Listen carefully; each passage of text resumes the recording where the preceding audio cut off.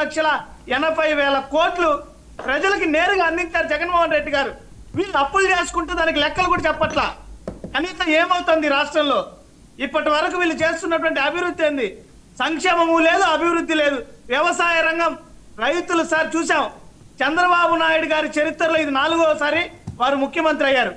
చంద్రబాబు నాయుడు గారి చరిత్రలో రైతాంగాన్ని ఆదుకున్నటువంటి పరిస్థితే లేదు. గత చరిత్ర చూసుకుంటే చంద్రబాబు నాయుడు గారు 1వసారి ముఖ్యమంత్రి అయినప్పటి నుంచి ఇప్పటి వరకు ఏ తుఫానుకి కానీ ఏ వరదకి కానీ ఇప్పటి వరకు నష్టపరిహారం అందుకున్నటువంటి చరిత్ర లేదు. మీరు ఏ తుఫాన్ అయినా తీసుకోండి, ఈ రోజుకి కూడా ఎన్యూమరేషన్ పూర్తి చేసేసి నామమాత్రంగా ఇచ్చేయాలని కనీసం ఫీల్డ్ ఇన్స్పెక్షన్ కి రాలేదు ఎన్యూమరేషన్ కి ఎవరు అధికారులు. అంటే రైతు నష్టం ఎలా తెలుస్తుంది? రైతుని గోడు పట్టించుకోకుండా ఈ పాలన బాగుంది అంటే సార్ నిన్న చూసాం లోకేష్ గారి గ్రీవెన్స్ కి 4,000 మంది వచ్చారని అది గొప్పగా చెప్పుకుంటున్నారు. వీళ్ళు వాట్సాప్ గుడ్ గవర్నెన్స్ అని చెప్పి ఈజీ గవర్నెన్స్ తీసుకొచ్చారు కదా, మరి ఆ వాట్సాప్ గవర్నెన్స్ ఉపయోగించుకోకుండా వారు ఎందుకు తీరారు ప్రజలు అక్కడ? అంటే ఈ వాట్సాప్ గవర్నెన్స్ పైన నమ్మకం లేదా? అది పనిచేయట్లేదా? అంటే ప్రజలకి అది ఏ ప్రకటనలకి ప్రచార ఆర్భాటాలకి మాత్రమే పనిచేస్తుందా? ఎందుకు 4,000 మంది వచ్చారు అక్కడికి మొరపెట్టుకోవడానికి?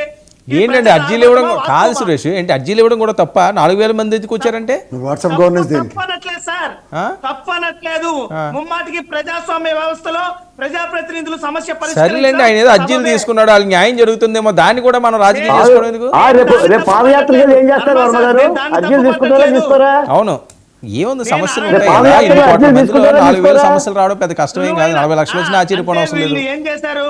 ప్రజలకి సులువైనటువంటి విధానాలలో సమస్యలు పరిష్కరించడానికి టెక్నాలజీని ఉపయోగించుకో. సరే, వాట్సాప్ అందరూ వాడలేరేమో కదా సురేష్, వాట్సాప్ అందరికి వాడాలని లేదు కదా. ఇదే అందుకనే గ్రామ సచివాలయాలు తీసుకొచ్చాం, అందుకనే గ్రామ స్వరాజ్యం తీసుకొచ్చాం, గడప గడపకి ప్రభుత్వ అధికారులు తీసుకెళ్ళాం. అంటే మేము చేస్తే తప్పు, వీళ్ళు చేస్తే గొప్ప. ఇదే ఈ రకమైనటువంటి వాదనలు ప్రజలు గమనిస్తున్నారు. నేనేమంటున్నానంటే ఈ రోజు ప్రజలు మిమ్మల్ని నమ్మి అధికారంలోకి కూర్చోబెడితే ప్రజాపాలన అందించండి కానీ కక్ష సాధింపు ధోరణితో పోకండి. ఒక్కటంటే ఒకటి, ఈ 18 నెలల కాలంగా వీళ్ళు చేసినటువంటి అరెస్టులకి న్యాయ వ్యవస్థల్లో కానీ ఈ రోజు ఉన్నటువంటి వ్యవస్థలకు కానీ ఒక్క ఆధారాన్ని చూపించగలిగారా? దీన్ని బట్టే స్పష్టంగా వీళ్ళు చేస్తున్నవన్నీ అక్రమ అరెస్టులని తేటతెల్లమైందా లేదా? ఎందుకు వీళ్ళు చూపించలేకపోతున్నారు? ఎందుకు వీళ్ళకి చేత కావడం లేదు? మేమే చెప్తున్నాం కదా, జోగి రమేష్ గారే చెప్పారు సిబిఐ ఎంక్వైరీ వేసుకోండి అని. సాక్షాత్ మాజీ ముఖ్యమంత్రి జగన్మోహన్ రెడ్డి గారు చెప్పారు సిబిఐ ఎంక్వైరీ వేయండి అని. సుజాత గారు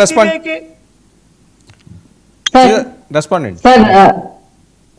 సురేష్ గారు కానీ ప్రసాద్ గారు కానీ నిన్న మొన్న రాజకీయాల్లోకి వచ్చారేమో మాకేమీ తెలియదు అన్నట్టు మాట్లాడుతున్నారు. ఫస్ట్ మీరు తెలుసుకోండి, 2009 నుంచి రాజకీయాల్లో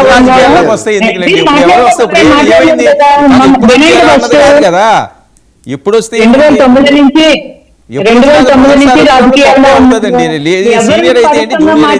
తప్పే, ఎవరి పరిషత్లో మాట్లాడినా తప్పే అని చెప్తున్నాం మేము కూడా. ఇంకొకటి, సురేష్ గారు వాళ్ళ వైసీపీ ప్రతినిధులు జోగి రమేష్ గారు మాట్లాడిన మాటల్ని, పోసాని కృష్ణమురళి గారు మాట్లాడిన మాటల్ని, పవన్ కళ్యాణ్ గారు మాట్లాడిన మాటల్ని ఒకే మూసలో కలిపేశారు. వాళ్ళు కుటుంబ సభ్యులను తిట్టారు, బూతులు తిట్టారు. పవన్ కళ్యాణ్ గారు ఏం చేశారు? ప్రతిఘటిస్తూ ఒక మాట అన్నారు,